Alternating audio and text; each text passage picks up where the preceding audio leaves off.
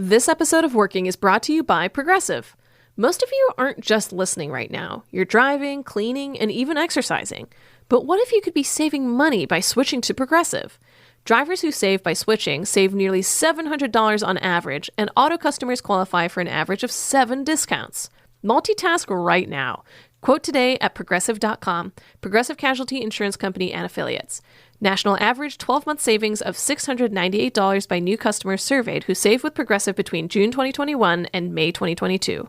Potential savings will vary. Discounts not available in all states and situations.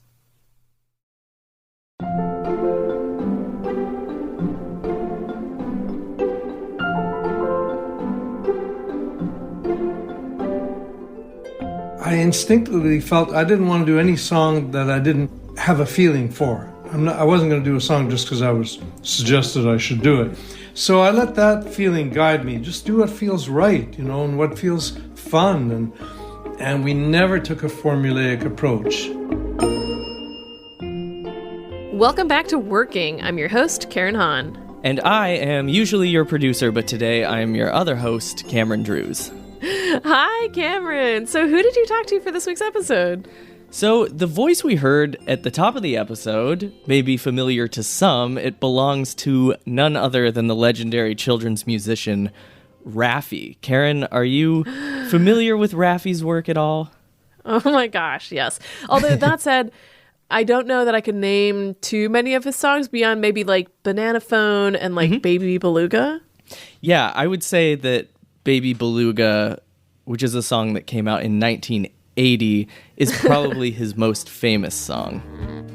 Baby Beluga, Baby Beluga, is the water warm? Is your mama home with you so happy? Nice little song, right? It's so nice. It's so like instantly like groovable. I know. It kind of reminds me of some of like Paul McCartney's songs for the Beatles that kind of sound like they could be for kids, like When I'm 64, sort of. Yeah.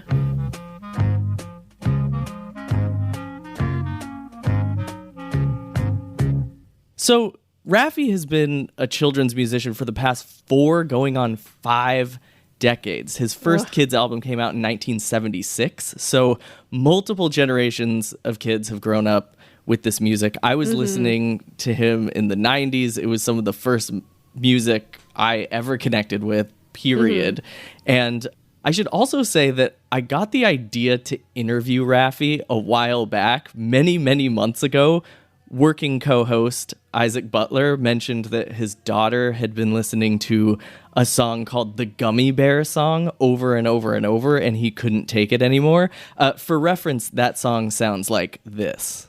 Oh, I'm a gummy bear. Yes, I'm a gummy bear. Oh, I'm a yummy, tummy, funny, lucky gummy bear. Oh, okay. It's a little grating, right? Yeah. I wouldn't call that like necessarily pleasant to listen to. Right. And I'll be honest, like I don't have kids, so I'm not that familiar with the children's music landscape. But when I think of contemporary kids music, I think of stuff that is a little annoying, for lack of a better word. Like, not that it's all annoying, but let's not forget about a song that was sweeping the nation and the world a few years ago, Baby Shark, which sounds like this.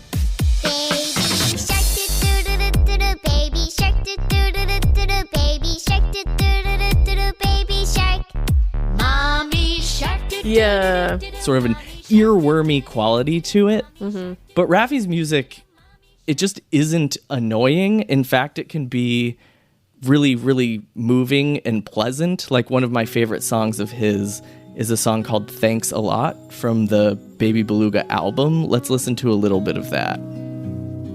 Thanks a lot. Thanks for the sun in the sky.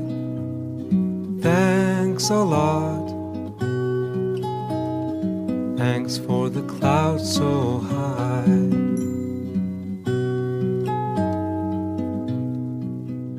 So not exactly the Gummy Bear song. His music is like, it's really beautiful, and it's also, it feels like more substantial, I guess is the word I'm looking for. Yeah, and that's what really strikes me about his music. It has endured for many, many decades. There is a lot of depth to it. So I wanted to talk to him about his process, starting all the way back in the 70s. You know, how was he able to make such enduring kids' music? Yeah, because again, as you say, he's been doing this for decades now, and like I still instantly like recognize his name, and I think a lot of other people do too. And there's something weirdly comforting, like just based on the little clip we've already heard, about the way that he gives what is really such frightening advice, which is just do what feels right. But all right, so before we get to the rest of your conversation, what can Slate Plus listeners look forward to this week? Well, in the main interview, you'll hear Raffi talk about a philosophy that he developed a couple of decades ago called child honoring. And in the Slate Plus segment, he tells me a little bit about a child honoring course that he offers through his nonprofit foundation. It's pretty interesting. Oh, whoa, I cannot wait to listen to that. Slate Plus members will hear that at the end of the episode, but if you're not a Slate Plus member but want to hear that segment anyway, why not join Slate Plus? As a member, you'll get no ads on any of our podcasts, unlimited reading on the Slate site, and member-exclusive episodes and segments from our show and other shows like The Waves, Culture Gap Fest, and Amicus. Sign up for Slate Plus now at slate.com/workingplus to access all of Slate's content and to support our work. All right, let's hear Cameron's conversation with Raffi Cavoukian.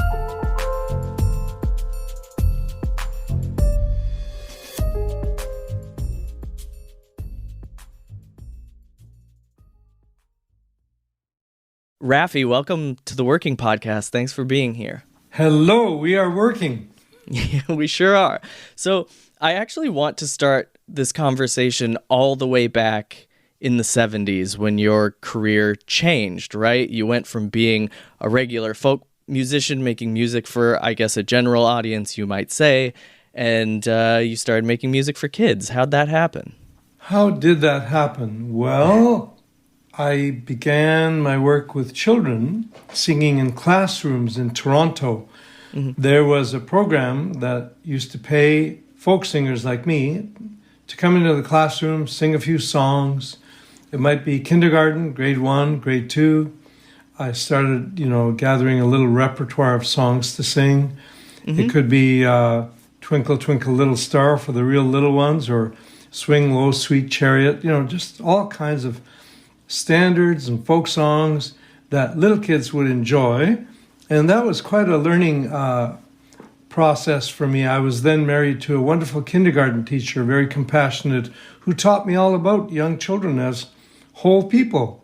And that was quite an awakening for me, to think of the young child as a whole person, to treat young children with respect. Respect became the core value throughout my whole career. So that was an early lesson learned well by yours truly. And I definitely want to talk about the themes you explore in your music for kids. But first, I want to hear more about this musical pivot from playing to adult audiences and making music with them in mind to making music or performing music with kids in mind. Like, how would you describe the difference in those two modes musically? The music with kids, is fun because it needs to be. This was music that you would do at 10 o'clock in the morning instead of, 8 o'clock in the evening type of thing. And it was fun. I noticed that I felt oddly relaxed in front of kids. Yeah.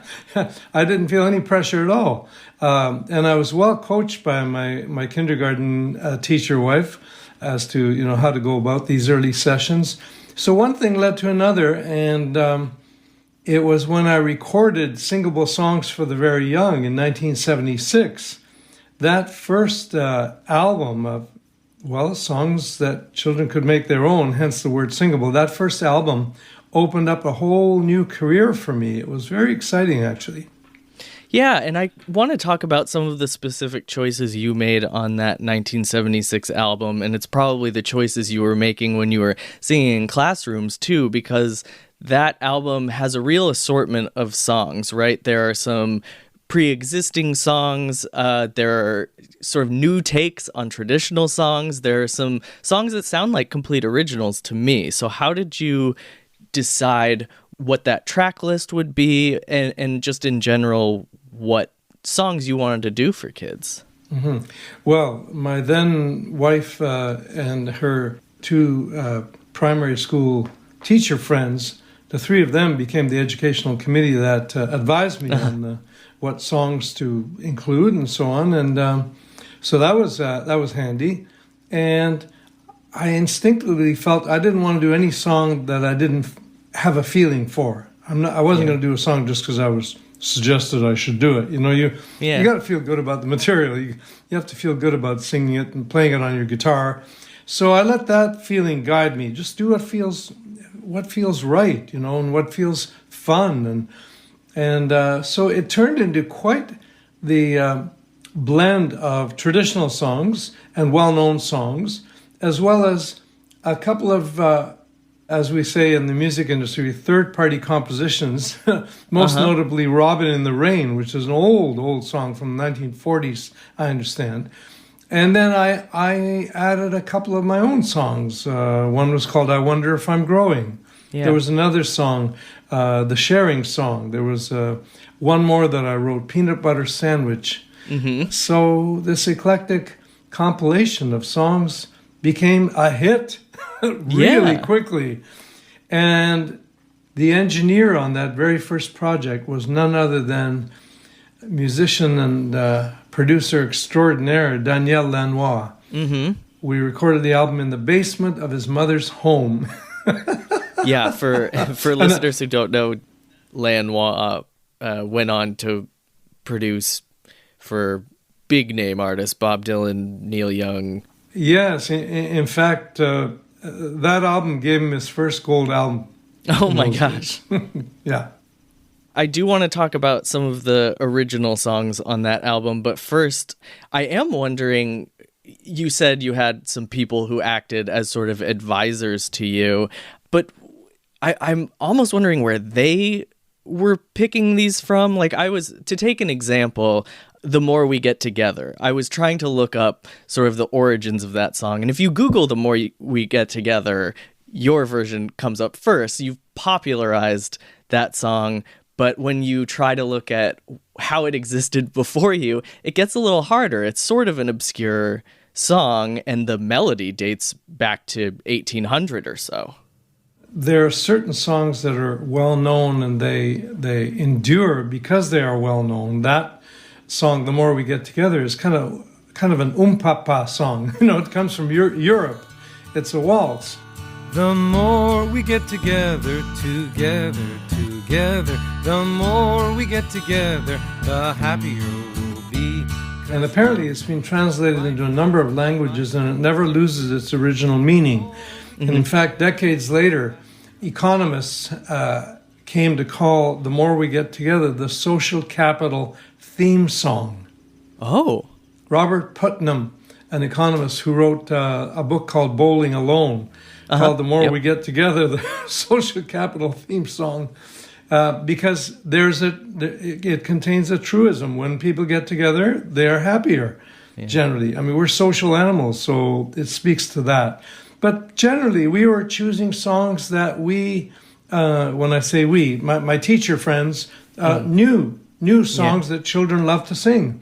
Yeah. And a lot of these songs were well known and some were obscure. And so that was the process. Yeah, I was even thinking about Peanut Butter Sandwich has original lyrics. It has a melody that is a little familiar. Yes. A peanut butter sandwich made with jam, one for me and one for David Amram. A peanut butter sandwich made with jam. Stick, stick, stick, stick, stick. Is that another example of Correct. Something that's just kind of in the air? Like, did you have to look up, I'm using this melody, I need to see if someone owns it or something? Or were you just like... Well, yeah, I mean, you do a little bit of that. You don't want to, obviously, use somebody's melody if it's copyrighted. Yeah, so those kinds of things, those considerations were there, yes. You know, some of these folk songs and these folk melodies may or may not have originally been composed for kids in their early version, right? And you have decided that they make good kids' music. Why do you think that is? Well, I don't know. I mean, you take a song like Down by the Bay, which has become among the 2 or 3 songs that I'm most known for. It's a fun song to sing. It's funny. You know, you can make rhymes that are hilarious. Yeah. A goose kissing a moose, you know, or llamas eating their pajamas. I mean, it was like wide open, you know, what rhymes I could do. So I just went for hilarity, and boy, did that work. Yeah. Oh, of course. For if I do, my mother will say, did you ever have a time when you couldn't make a rhyme? Down by the bay, down by that bay. Yeah, and it became my adaptation of a traditional song, which is often what can happen. I love hearing you talk about how relaxed you were performing around kids and how much fun you can have with these songs. Can you talk about how your creative life opened up a little bit because of that? Mm-hmm. The thing about making music for children is, you know, when you keep your audience in mind with respect for them as young people, just at the beginning of life, who are not only creative, but they're full of wonder, you know, then everything is fresh, everything is new. So you can sing a song about a butterfly, and that becomes, you know, a joy, a source of wonder for a child. So, like with that first album, Singable Songs for the Very Young, because I wasn't recording it for radio, radio airplay, right? Then there's a wide open sense of what could be included, you know, and so there's as there has always been in all of my children's albums, an eclectic mix of songs that generally wouldn't occur on a pop album or a rock album, you know. Yeah. And I understood that right away, and I felt a freedom and a joy in doing that, you know. Yeah. So it's fun again. So I do want to talk about the original songs and original lyrics and the themes that you wanted to explore when you decided to make a kids album. And by way of example, I do want to talk about I Wonder If I'm Growing. It's a really nice song. It is, and you've done something interesting with it where you have taken on the perspective of a kid. The speaker of the song is a kid who is wondering if they're growing, kind of looking for evidence because it's not clear that they are growing. I wonder if I'm growing. I wonder if I'm growing. My mom says yes, I'm growing, but it's hard for me to see. Tell me about that song and why you decided to include that one. I drew on my childhood memory for writing that song. I remember being 4.5, and I couldn't wait to be 5, you know. Yeah. I remember that as a young memory, as an old memory. Right. And I don't know, it just seemed to be a lovely sentiment to write about. I wonder if I'm growing. Every child wonders if they're growing. Yeah. And as it turns out, that song, that recording, on which I used the nylon string guitar, actually one of the very few that I did that for, it had such a simplicity to it and a beautiful flute instrumental, a wooden flute.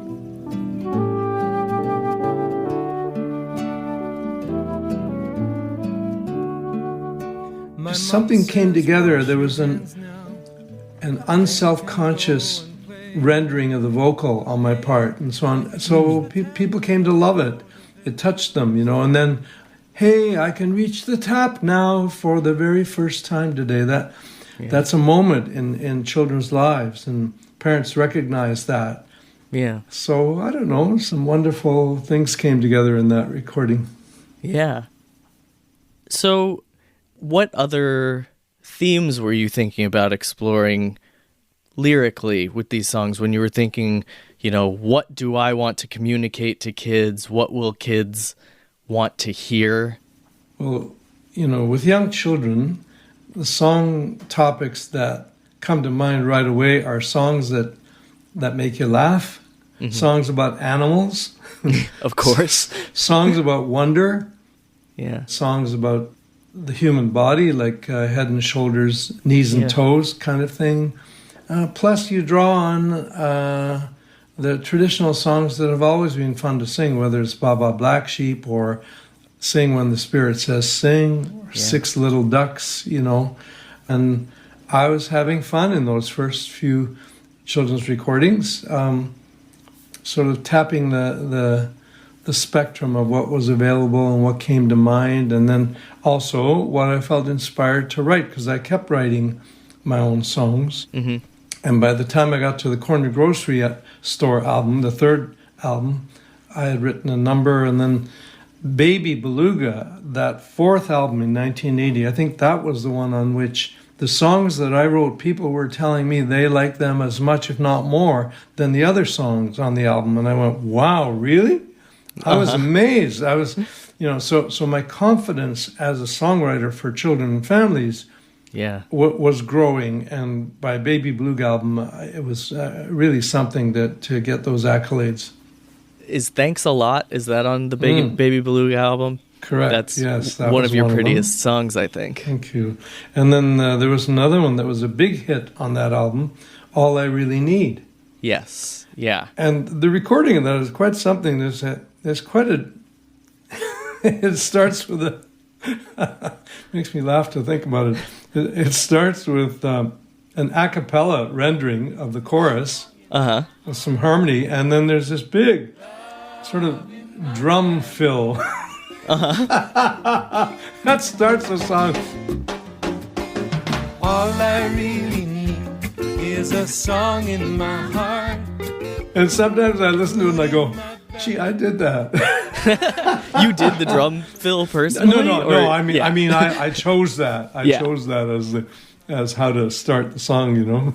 We were kind of when I say we, Ken Whiteley, who's an amazing multi-instrumentalist and musicologist friend of mine from the 70s. He and I and Daniel Lanois and the wonderful musicians we were working with, we just kind of went for it. We were just having fun, So, but it's also interesting. We weren't trying to impress anybody. There was no radio airplay we were going for. So it was a very there was an innocence to the fun we were having, I would say. We'll be back with more of Cameron's conversation with Raffi Cavoukian after this.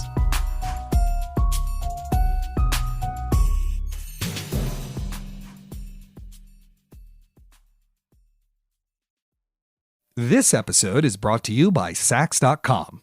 Sax.com editors are always tracking the top styles that are trending right now. Tailored blazers and midi dresses are selling out at Sax.com, especially from brands like Veronica Beard and The Row. And Sax.com editors are seeing Loewe's oversized tote on the streets of New York, Milan, and Paris. If you want your own free personalized trend recommendations, Sax.com stylists can do that and more. Plus, there's free shipping and returns all the time at Sax.com. It's time to reboot your credit card with Apple Card. Apple Card is a different kind of credit card. It gives you up to 3% unlimited cash back on everything you buy. It's real cash that never expires or loses value. And you can use it on anything. Grab a morning coffee, pick up a tab, or pay back a friend. Apply now in the Wallet app on iPhone and start using it right away. Apple Card issued by Goldman Sachs Bank USA, Salt Lake City branch. Subject to credit approval. Daily cash is available via Apple Cash Card issued by Green Dot Bank, member FDIC, or as a statement credit. Terms apply. Hello, listeners. We want to hear from you. Whether it's to ask us for advice on a creative problem, tell us a guest you'd like to hear on the show, or share your own creative triumphs, drop us a line at working@slate.com or give us a ring at 304-933-WORK. And if you're enjoying this episode, don't forget to subscribe to Working wherever you get your podcasts. Okay, now let's return to Cameron's conversation with Raffi Cavoukian. I do want to talk to you about instrumentation a little bit. When preparing for this interview, I surveyed the children's music landscape a little bit, and I noticed a lot of, electronic instruments, programmed drums and stuff. You have, throughout your career, stuck with more traditional instruments, fewer electronic sounds. What kind of thinking has gone into those instrument choices? I think when you hear that early work, you listen to it, you'll find that there's quite a wide range of instrumentation.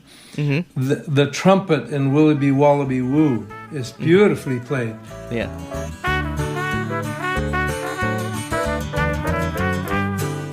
There's even a horn section in Baby Beluga, actually, which actually surprised me. It's almost like a Dixieland feel in the third verse. Yeah, yeah.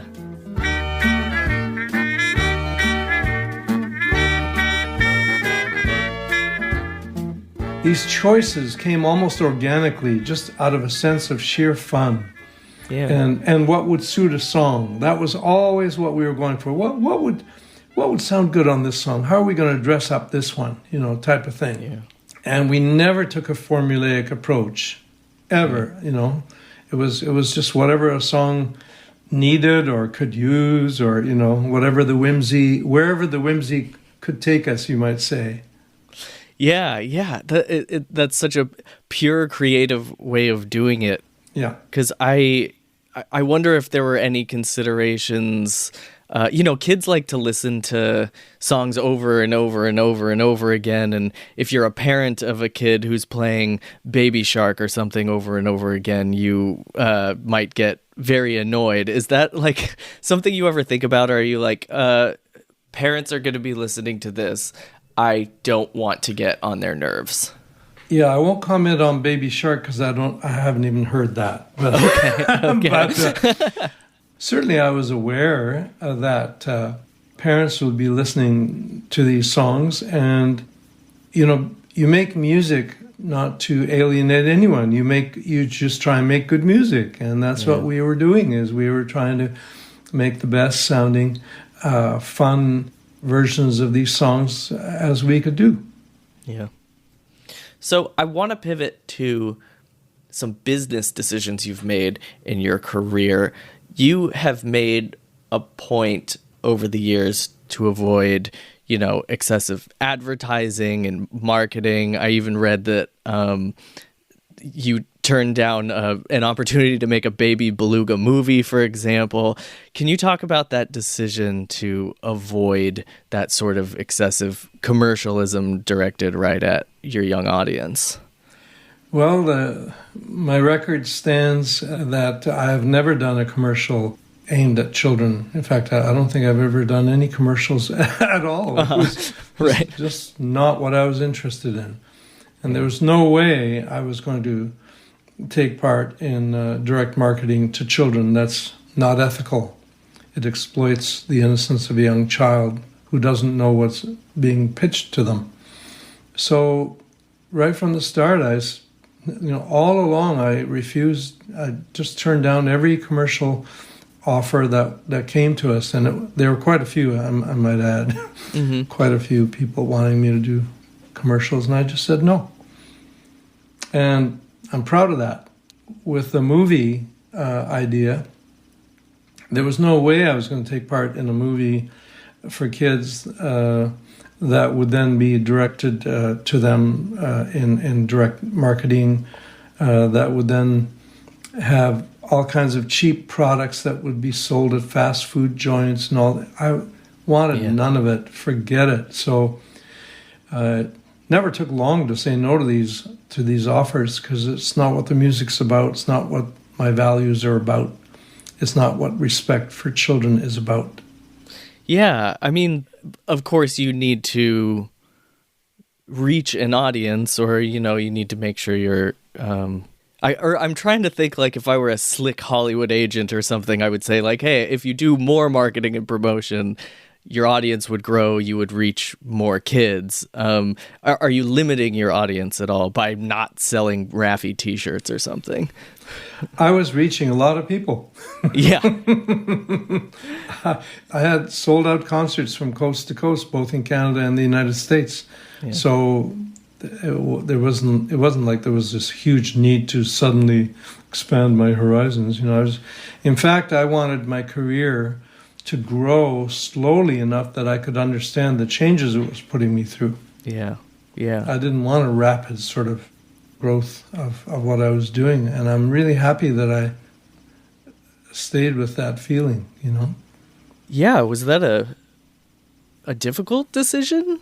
No, it was just a conscious choice. Yeah. Just not to let things get too frenetic, not to grow too fast with it all, There were milestones along the way. I mean, in 1984, I recorded my first concert video, a young children's concert with Rafi. And then in January of 86, Disney Channel aired it with not one edit. And that was a big coup. Disney wasn't in the habit of doing that. Yeah. So that really expanded the audience. And suddenly, folks who came to see me in concert saw me as a movie star or like a TV star. Yeah. Compared to just an audio recording star. You see what I mean? Yeah. And you could always tell the ones who now saw me as a TV star because they were the ones in those days who brought cameras and wanted a photo of me. Yeah, right.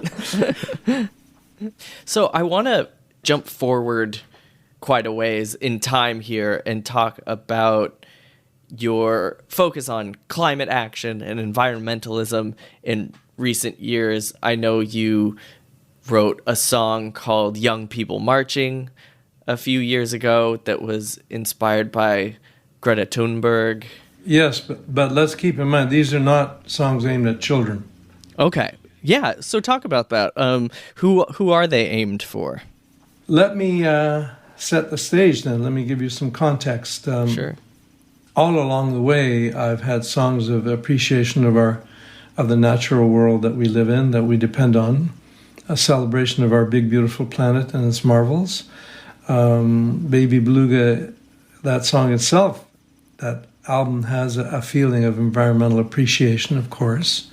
Yeah. I think what happened along the way is, I don't know if you realize this, and people listening in may not know this, but in 1997, I got woken from a sound sleep by a vision, by a peak experience that gave me a philosophy, a unique philosophy, with just 2 words, child honoring.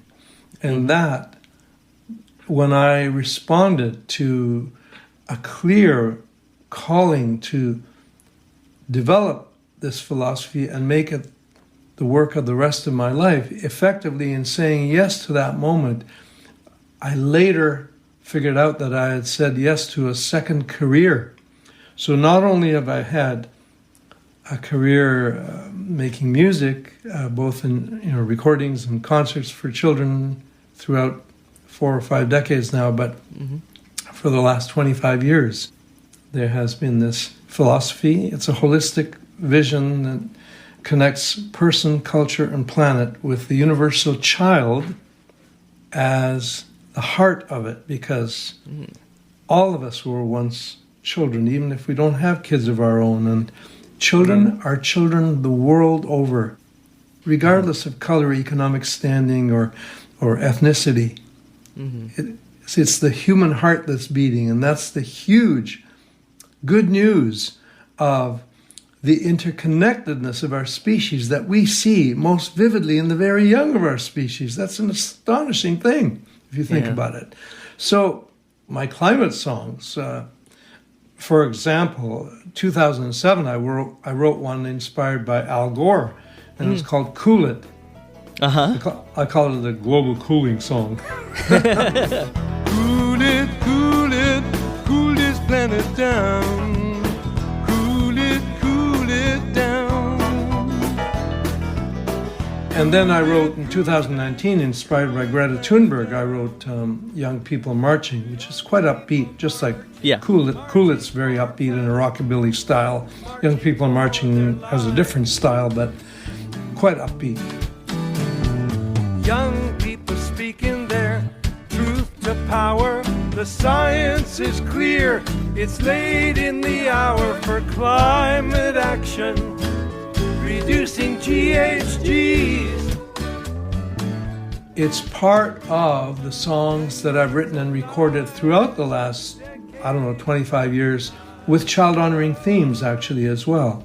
Child-honoring has 9 principles: respectful love, diversity, conscious parenting, emotional intelligence, nonviolence, caring communities, sustainability. I mean, it's quite comprehensive and holistic. Yeah. The slogan of the Rafi Foundation for Child Honoring is respecting earth and child. Mm-hmm. That's the connection. I want parents to think of our planet Earth when they think of their children, because what is child-friendly turns out to be earth-friendly as well. Yeah. So it's respecting earth and child as a slogan can motivate you to make the right choices in your purchasing and so on. You see, so it's a holistic, child honoring is a holistic vision of living consciously in the world. So the focus on climate, and I have focused on climate change. Yeah. I even have a poster that says Rafi wants you to join the climate movement. That's because climate, as you know, is the greatest threat facing our civilization. I like to say no one can guarantee a future, but who has the right to take it away? Who has the right to knowingly diminish our children's futures? Who has that right? And you better not answer Exxon. So these are serious matters for a children's entertainer to consider. I know. Yeah, you were saying, a song like Cool It or Young People Marching isn't for children, but were you saying that you do try and fold the themes of child honoring into your music for kids? Well, there's got to be a distinction made here. Yeah. In a way, all of my career for children has had child honoring values. Right. But the work of my nonprofit organization, I don't try and, take that work and infuse it in my children's songs. Yeah. There's my music career, there's my child honoring work. They are, of course, related, but it's the job of adults to create a world fit for children, as they say at the United Nations, a world fit for children. Yeah. Because a world fit for children will be fit for all of us. You can't do it the other way. You can't go a world fit for adults and therefore it must work for young children. You can't do that. It doesn't work that way. Yeah. Things grow from the ground up. Yeah. Well, Rafi, thank you so much for joining us today on Working and talking about your great career and your wonderful songs. It's been a pleasure. Thank you so much. Coming up next, Cameron and I will talk about following your feelings and considering your audience, so stick around.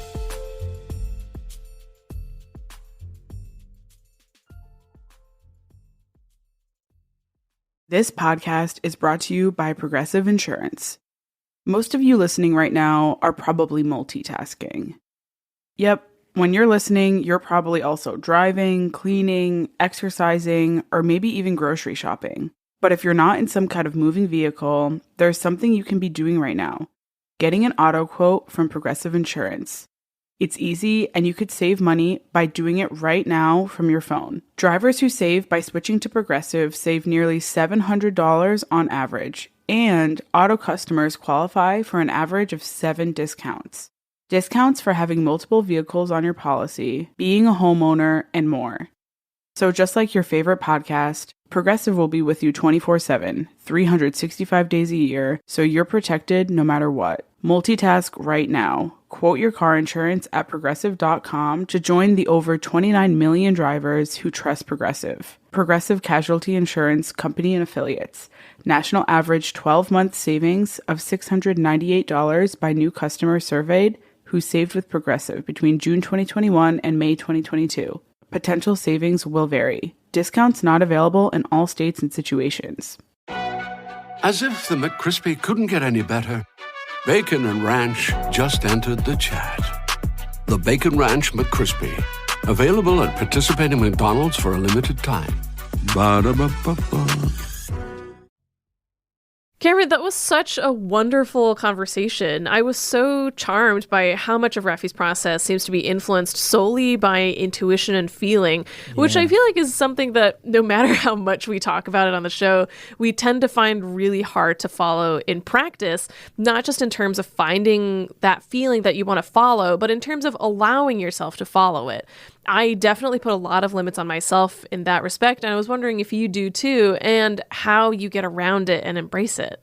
Yeah, it's tricky, and I'm really lucky in this regard because the primary creative work I do is audio editing for this show and other shows, and that's largely about following my own taste. You know, when I'm turning an hour-long conversation into a 30-minute conversation, for example, I'm mostly asking myself, am I bored right now? Am I excited? Am I confused? Like, what's my heart rate at this moment? And how do I adjust accordingly?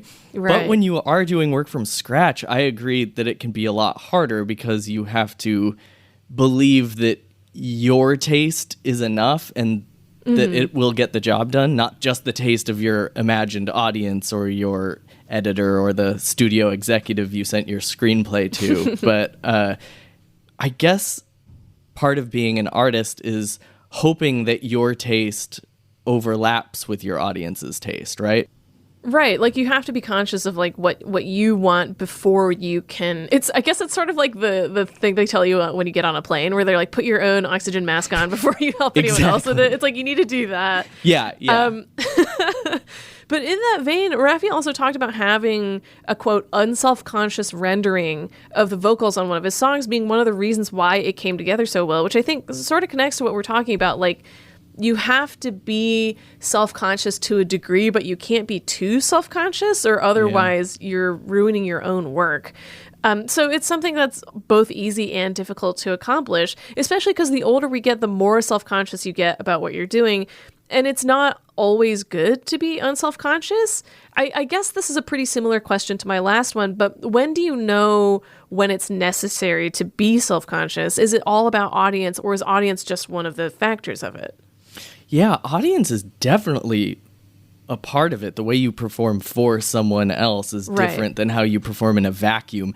The cliche dance like no one's watching, like that kind of dancing is very different than dancing like your career depends on it or something, which is a situation we rarely get into, we non-dancers. But I also think that I was thinking about that a lot, the way he used that word unself-conscious. Like, it kind of sounds like he means singing without putting on a certain voice or a certain persona or thinking about how he should sound. And this is actually a problem I've noticed as an audio producer when I'm working with inexperienced podcast hosts. Like, they kind of want to put on a podcast voice. And I even like caught myself doing that in this interview a little bit because I'm a little inexperienced. And when I listen back, I'm like, that's kind of my voice, but do I really sound like myself? And I think, you know, that song, I Wonder If I'm Growing, it's one of the only original songs on an album full of adaptations. On other songs, you can sort of hide behind an existing piece of art. And for this one, he was digging into his own experiences. And I think sounding like himself was artistically very important to that song. And but achieving that unself-consciousness is really hard. Actually saying, like, I am all this work needs, the way I am, that's scary.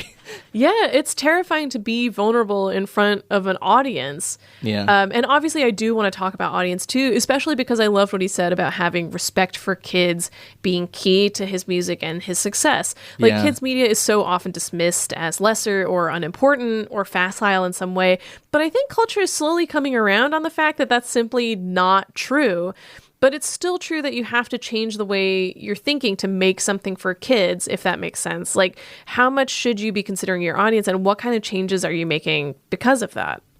It's funny. I kept asking him questions that I thought would yield a more analytical answer about his audience, you know? But he would always come back with some version of A, respect your audience, and B, just have fun. And I think what works for Raffi is that he's compatible with his audience. Like, what he wants to play and sing about is sort of what his audience wants to hear. When he was talking about I Wonder If I'm Growing, he was digging into personal experiences, and he was getting in the head of his audience a little bit. Like, he was sort of one with his audience in that moment. It was his experience and what the listener's experience is, probably.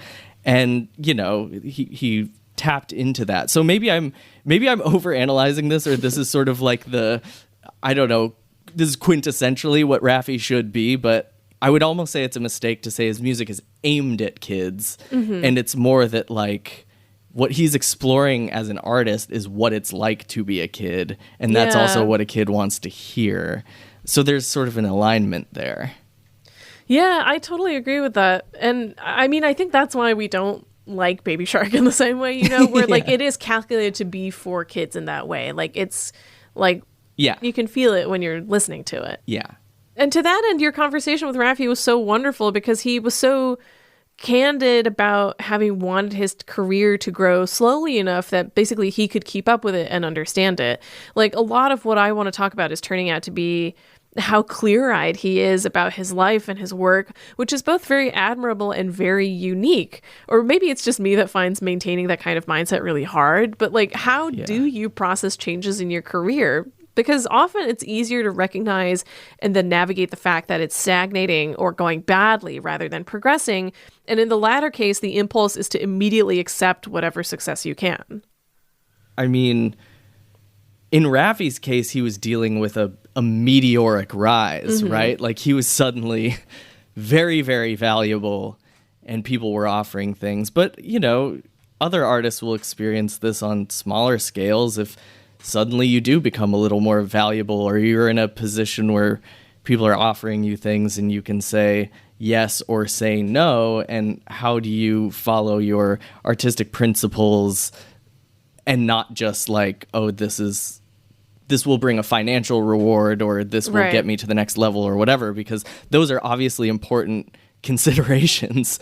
But it seems like Raffi mostly said no to opportunities that really go against his ethics or his artistic vision. And because he was successful, he was able to run those tests.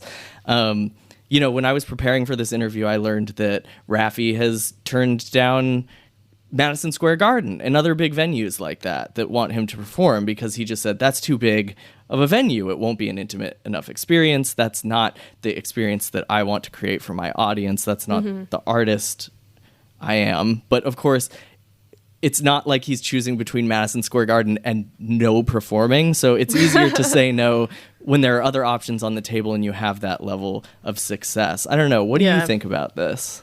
I don't know. All of my decisions are obviously on a much smaller scale than Madison Square Garden asking me if I want to go.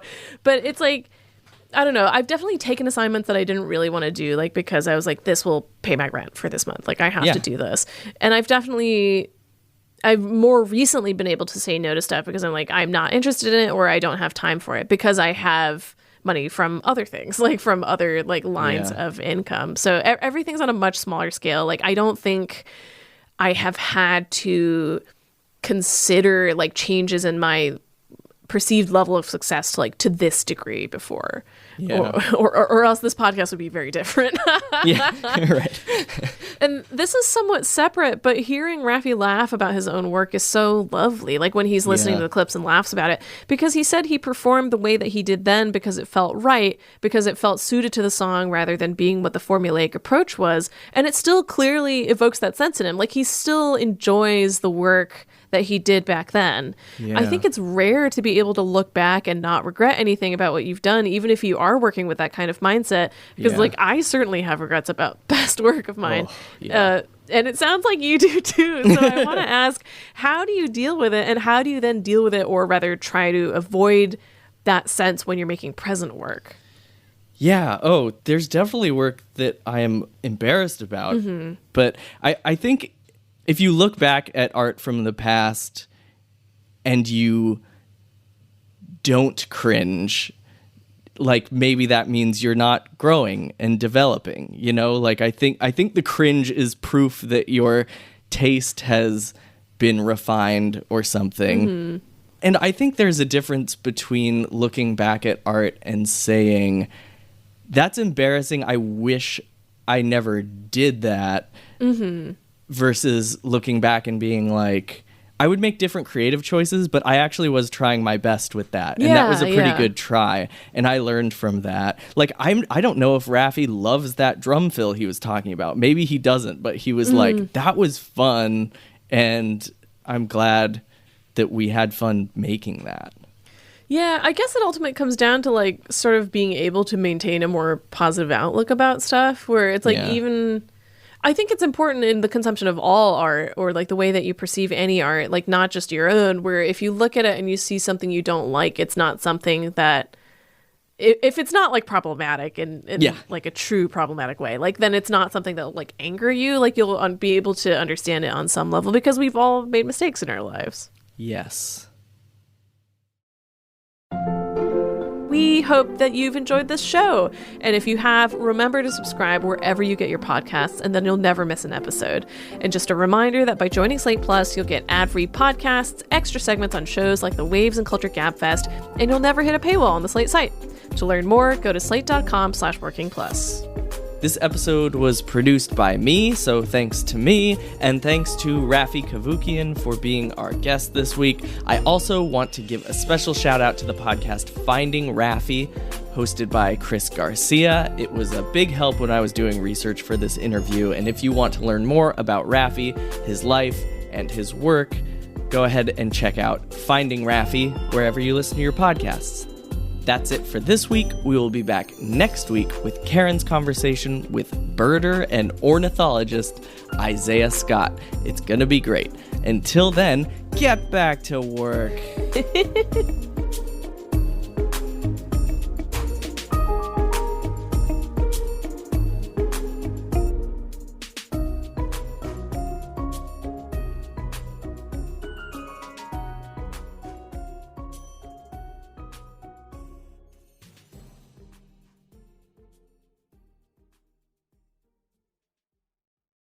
Hey everybody, it's Tim Heidecker. You know me, Tim and Eric, Bridesmaids, and Fantastic Four. I'd like to personally invite you to listen to Office Hours Live with me and my co-hosts, DJ Doug Pound. Hello. And Vic Berger. Howdy. Every week we bring you laughs, fun, games, and lots of other surprises. It's live. We take your Zoom calls. Music. We love having fun. Excuse me? Songs. Vic said something. Music. Songs. Music. I like having fun. I like to laugh. I like to meet people who can make me laugh. Please subscribe now.